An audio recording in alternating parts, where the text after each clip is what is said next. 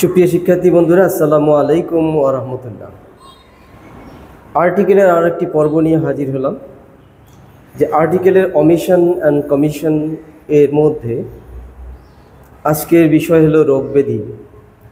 এই রোগবালাই যদি থাকে তাহলে রোগবালাইয়ের নামের পূর্বে আর্টিকেল সাধারণত বসে না। কিন্তু যদি এই রোগবালাইগুলো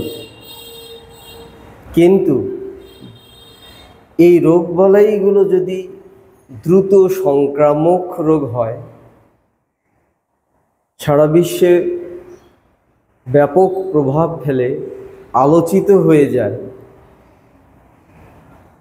তাহলে এই রোগবালাইগুলো দ্রুত সংক্রামক রোগবালাইগুলোর নামের মহামারী আকার ধারণ করা রোগগুলো নামের পূর্বে দি বসে।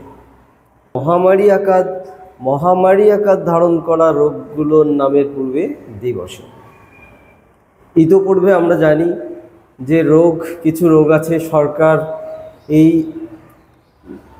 ইরিডিকেশনের জন্য, এই রোগগুলোর থেকে ইরিডিকেশন করার জন্য অনেক প্রোগ্রাম নিয়েছিল। যেমন ম্যালেরিয়া ইরিডিকেশন ছিল, মশক নিধন প্রোগ্রাম ছিল, তারপরে এরকম যে ভ্যাকসিনেশন প্রোগ্রাম ছিল।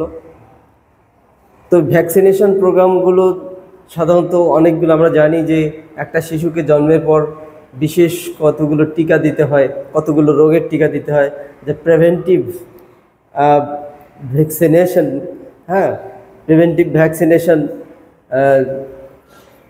দিতে হয়। তো এই যে ভ্যাকসিনেশন প্রোগ্রামগুলোর উদ্দেশ্য হচ্ছে যে কতগুলো মহামারী আকার রোগ থেকে মুক্তি লাভের যেন না হয়, সেগুলো যেন, সেই রোগগুলো যেন না হয়, তার যে প্রতিষেধক ব্যবস্থা নেয়ার ব্যাপারে আর কি এই ভ্যাকসিনেশন প্রোগ্রাম। যেমন আছে যে ম্যাসলেস অর্থাৎ হাম, তারপরে যেটাকে আমরা গটি বসন্তও বলতে পারি। তারপরে আছে ডিপথেরিয়া, হুপিং কাশ, এরকম অনেকগুলো আছে। তার মধ্যে বিশেষ কতগুলো আছে যেগুলো রোগের নামের পূর্বে আর্টিকেল দি বসে। তা আমরা সেগুলো নিয়ে আজকে আলোচনা করব। যে রোগগুলো সাধারণত রোগের নামের পূর্বে আর্টিকেল বসে না, যে অমিশন অ্যান্ড কমিশনের বিষয় আছে। যে অমিশন আছে অর্থাৎ নিষেধাজ্ঞা আছে, যে কতগুলো সাধারণত রোগের নামের পূর্বে আমরা র্যান্ডমলি যে রোগগুলোর নাম বলি, জ্বর, সর্দি, কাশি ইত্যাদি ইত্যাদি, সেই যে আলসার, ক্যান্সার ইত্যাদি ইত্যাদি, এই রোগের নামের পূর্বে আর্টিকেল বসে না। কিন্তু যে মহামারী আকার ধারণ করা অর্থাৎ যেগুলো দ্রুত সংক্রামক হয়, সংক্রমণ করে ছড়িয়ে দেয়, সেগুলো নামের পূর্বে আর্টিকেল দি বসে। তো আমরা সেগুলো কিছু রোগের নাম লিখেছি। এই রোগের নামগুলো দেখব আমরা, কোন কোন রোগগুলো আসলে কমন রোগ এবং এগুলোর সাথে আর্টিকেল বসবে না, এবং কোন কোন রোগগুলো মহামারী আকার ধারণ করে এবং আসলে ব্যাপক সাড়া জাগিয়েছে সারা পৃথিবীতে।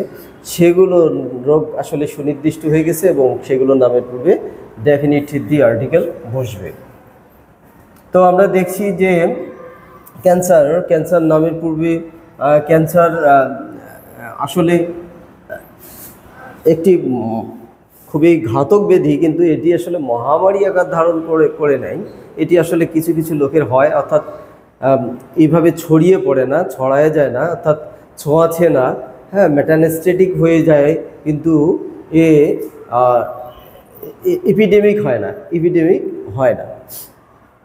তো সেইগুলো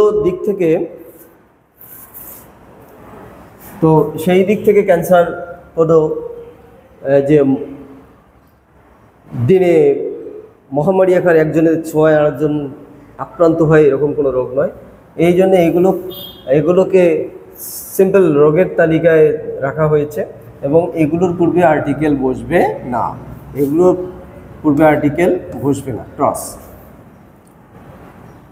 ফিভার, জ্বর, যে এমন কোনো লোক নাই যে বলা যাবে না যে তার জ্বর হয়নি বা হবে না বা সাধারণত হয়ে থাকে, সেটি মহামারী আকার ধারণ করে না সাধারণত। তবে হ্যাঁ, ডেঙ্গু জ্বর হলে খুবই ভয়ানক একটি জ্বর। এরকম কিছু জ্বর আছে, হ্যাঁ, সেই জ্বরগুলো আসলে কালাজ্বর, সাদা জ্বর ইত্যাদি ইত্যাদি। তো সেইগুলো জ্বরের মহামারী আকার ধারণ করে না, এবং সিম্পলি জ্বর হলে সেটা একটি সাধারণ রোগ এবং আর্টিকেল বসবে না। এরপরে গ্যাস্ট্রিক। আমরা যে গ্যাস্ট্রিক আসলে এমন একটি রোগ যে এমন কোনো রোগ মানুষ নাই, মানুষ বলতেই অ্যাসিডিটি আছে। অ্যাসিড না থাকলে মানুষের খাদ্য হজম হয় না, যে অ্যাসিডিটি থাকবেই। এই হাইপার অ্যাসিডিটি এবং হাইপো অ্যাসিডিটি দুটোই খারাপ। হাইপার অ্যাসিডিটি মানে যে অতিরিক্ত মানে গ্যাস্ট্রিক যা হয়, গ্যাসটা হাইপার হয়ে যায়, অনেক বেশি হয়, তখন হাইপার অ্যাসিডিটি। এবং হাইপো অ্যাসিডিটি, এবং যদি অ্যাসিড সিক্রিয়েশন নাই করে তাহলে খাদ্য হজম হবে না। সুতরাং দুটোই খুবই, যার অ্যাসিড সিক্রিয়েশন হয়ই না, খাদ্য হজম করার শক্তি হারিয়ে ফেলে, সেটাও ক্ষতিকারক। আর যে হাইপার অ্যাসিডিটি, এটাও কিন্তু ক্ষতিকারক। এটা বেশি অ্যাসিডিটি, ওভার অ্যাসিডিটিটা কী করে, যে আলসারেশন করে। আলসারেশন থেকে দীর্ঘদিন আলসারেশন থাকলে ওটা ক্যান্সারে টার্ন ইনটু ক্যান্সার, অর্থাৎ ওটা ক্যান্সারে পরিণত হয়। তাহলে এই যে ব্যাপারগুলো হচ্ছে, সেটা আমি মেডিকেল টার্মের লোক নই, সেগুলো ভালো বলতে পারবো না। আমার অনেক স্টুডেন্ট আছে যারা সম্মানিত ডাক্তারের আসনকে অলঙ্কৃত করছেন, তো তারা ভালো বলতে পারবেন। তো যে গ্যাস্ট্রিক, আসলে গ্যাস্ট্রিক এগুলো কমন রোগ। এই কমন রোগের এটিও পূর্বে আর্টিকেল বসবে না। এরপরে ইপিলেপসি অর্থাৎ যে মৃগী রোগ, হ্যাঁ, যে হঠাৎ আমরা দেখি যে বাজারে ঘাটে হঠাৎ দেখি যে ইপিলেপটিক ব্যারামে হঠাৎ করে পড়ে গিয়ে কাঁপাকাঁপি শুরু করে। একটা বিকৃত একটা অবস্থা, মানে বিকট একটা অবস্থা, খুবই ভয়ানক একটা অবস্থা সৃষ্টি করে, এবং আমরা মনে করি যে লোকটি না এক্সপায়ার হয়ে যাচ্ছে, কিন্তু না, আসলে সে লোকটি মারা যায় না। সে আসলে সাময়িক কয়েক সেকেন্ড খুবই কষ্ট পায়, শরীর খুবই কষ্টদায়ক একটা পরিস্থিতি তৈরি হয়। ইপিলেপসি, যেটাকে আমরা বাংলায় মৃগী রোগ বলি, হ্যাঁ, মৃগী রোগ বলি। এটা আসলে খুবই রেয়ার, তবে মহামারী আকার ধারণ করে না। এটা রেয়ার কোয়ালিটির ডিজিজ। তো আমরা দেখি যে এটা অনেকের ছোটোবেলায় হয়ে থাকে, কিছুদিন হতে হতে, বয়স হতে হতে এটা কমে যায়, হ্যাঁ। কারো আবার সারা জীবনেই থাকে, তবে ভাগটা মানে সারা জীবনই থাকে, কিন্তু দেখা যায় যে আক্রান্ত হওয়ার ভাগটা অনেক বয়স হওয়ার সাথে সাথে আক্রান্ত হওয়ার ভাগটা কমে যায়। আবার কোনো ক্ষেত্রে দেখা যায় যে ইফ হি গেট ম্যারি, যদি বিবাহ বন্ধনে আবদ্ধ হয়ে যায় তাহলেও কমে যায়, এরকম একটা বিষয়। তো সেই মেডিকেল টার্মের দিকে যাব না। ইপিলেপসি একটি কমন রোগ, এটি মৃগী রোগ, এটি নামের পূর্বেও আর্টিকেল বসবে না, কারণ এটি এরকম মহামারী আকার ধারণ করে না। এরপরে মাম্পস, আমরা এটিকে একসময় মহামারী আকার ধারণ করেছিল। আমরা কানশাকা ফুলে বলি আর কি, আমাদের রংপুরের অঞ্চল কানশাকা ফুলে এটাকে বলা হয়, কিন্তু আসলে এই যে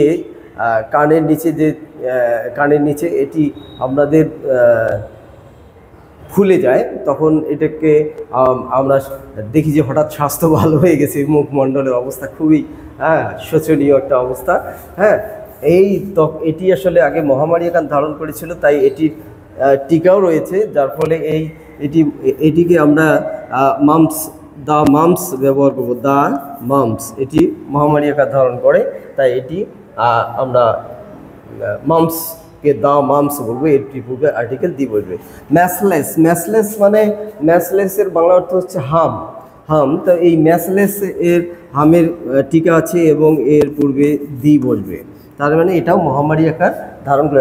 আগে আসলে হাম হয়ে অনেক শিশু মারা যেত, যার ফলে এটি মহামারী আকার ধারণ করতো, এবং যার ফলে এর প্রতিষেধকমূলক টিকা আছে, সেগুলোর জন্য এটা দিয়ে ব্যবহার হবে। এরপরে প্লেগ প্লেগ রোগ আসলে তর্কা, বাংলা ছিল তর্কা রোগ। তর্কাটা হচ্ছে যেমন যেমন কোনো কোনো গরুরও প্লেগ হয়, যেমন যে হঠাৎ রাত্রে দেখা যাচ্ছে গরু রেখে দেওয়া হয়েছে, গরুটা হঠাৎ মারা গেল, তার মানে হৃদয়ে মানে হার্ট ফেইলিওর করে আর কি। এই প্লেগ রোগে, তর্কা রোগে হার্ট ফেইলিওর করে হঠাৎ মারা যায়। তো এটা হিউম্যান বিংয়ের সঙ্গে বিংয়েরও ব্যাপারেও হতে পারে, আবার এটা গরু বাছুরের ক্ষেত্রেও হতে পারে, যার ফলে এর পূর্বে আসলে আর্টিকেল দি বসে। এটি মহামারী আকার ধারণ করে, যে আমরা রেডিও টেলিভিশনে শুনেছি যে ইউরোপিয়ান কোনো কান্ট্রিতে প্লেগ রোগে হঠাৎ মহামারী আকার ধারণ করেছিল। হ্যাঁ, এটি একটি ভয়ানক রোগে আক্রান্ত হয়েছিল, যে প্লেগ রোগী মারা গিয়েছে। তো সেটি 90-এর দশকের দিকে। তো আমরা প্লেগ রোগ এটিকে সামনে দিয়ে বসাবো। এবং একটু ভেরি রিসেন্ট এই করোনা ভাইরাসের কথা আমরা সবাই জানি, যে করোনা মহামারী একটা একটা একটা প্যান্ডামিক, আমাদের একটা ডেঞ্জারাস প্যান্ডামিক ছিল। এটি সামনে অবশ্যই দিয়ে হবে দা করোনা। এরপরে গোটা পৃথিবীটাকে, এই করোনা গোটা পৃথিবীটাকে স্থবির করে দিয়েছিল, স্তব্ধ করে দিয়েছিল, অচল করে দিয়েছিল, এবং সারা পৃথিবীকে স্মরণ করে দিয়েছিল সৃষ্টিকর্তা আছে। তাহলে যে এই যে দেখা যাচ্ছে সেই করোনা ভাইরাস এর কথা আমরা জানি, একটা শ্বাসরুদ্ধকর লোমহর্ষক একটা রোগের নাম সেই করোনা। এরপরে ফ্লুটা অনেক ক্ষেত্রে আসলে, এই ফ্লু লিভিং থিংয়ের ক্ষেত্রে হয়, নন লিভিং থিংয়ের নয়, লিভিং থিংয়ের ক্ষেত্রে হয়। তবে এই ব্যক্তি হোক আর প্রাণী হোক, যেটাই হোক, এই ফ্লুটা হয়। যেমন বার্ড ফ্লু আমরা শুনেছি, সোয়াইন ফ্লু, হ্যাঁ, রেড ফ্লু, এরকম এগুলো প্রাণীগুলো যেগুলো আমাদের পশু পাখি, এগুলোর ক্ষেত্রে সবচেয়ে বেশি হয়, যে bird flu, red flu, swine flu, এই ফ্লুগুলো হয়ে যায়। এটাও একটা হার্ট ফেলিওর ডিজিজ। এটা হঠাৎ করে পরে আর মরে, এরকম একটা ব্যাপার। তো ফ্লুর ক্ষেত্রে আমরা কি ব্যবহার করব? দি ব্যবহার করবো, the flu. Bird flu, red flu, swine flu, the flu হবে। এরপরে গাউট মানে গেটোবাত। এটা এটাকে ফ্যাটাল ডিজিজ আর কি, একটা ফ্যাটাল ডিজিজ, কিন্তু আগে খুবই মহামারী আকার ধারণ করেছিল, যার ফলে এর সামনেও আমরা গাউট মানে গেটোবাত, এর পূর্বেও আসলে আমরা দি ব্যবহার করব। তো রোগ ব্যাধি আবারও আমি যদি রিপিট করি, তাহলে বলা হচ্ছে যে রোগ ব্যাধির নামের পূর্বে আর্টিকেল সাধারণত বসে না, কিন্তু মহামারী আকার ধারণ করা রোগগুলো, যেগুলো রিমার্কেবল রোগ, সেই রিনাউন্ড যে রোগগুলো আছে, সেই রোগগুলো আসলে রোগগুলোর নামের পূর্বে আর্টিকেলে দি বসবে। সেই ক্ষেত্রে আমরা দেখব যে সেই রোগগুলো মহামারী আকার ধারণ করেছে কিনা, দ্রুত ছড়ায় কিনা, সংক্রামক কিনা, সেই রোগগুলোর নামের পূর্বে আসলে দি বসবে। আর সাধারণত যেগুলো সংক্রামক নয়, মহামারী আকার ধারণ করে না, এবং সেগুলো রোগ দুরারোগ্য হলেও, ডেঞ্জারাস হলেও, এবং খুবই যে বিখ্যাত রোগ হলেও আসলে সেগুলোর নামের পূর্বে আর্টিকেল বসবে না। তো আবারও আর্টিকেলের এরকম মজার টপিক নিয়ে হাজির হব ইনশাল্লাহ, ওমিশন অ্যান্ড কমিশন নিয়ে হাজির হব ইনশাল্লাহ। সেই পর্যন্ত সবাই ভালো থাকো, সুস্থ থাকো। আল্লাহ হাফেজ। আসসালামু আলাইকুম ওয়া রাহমাতুল্লাহ।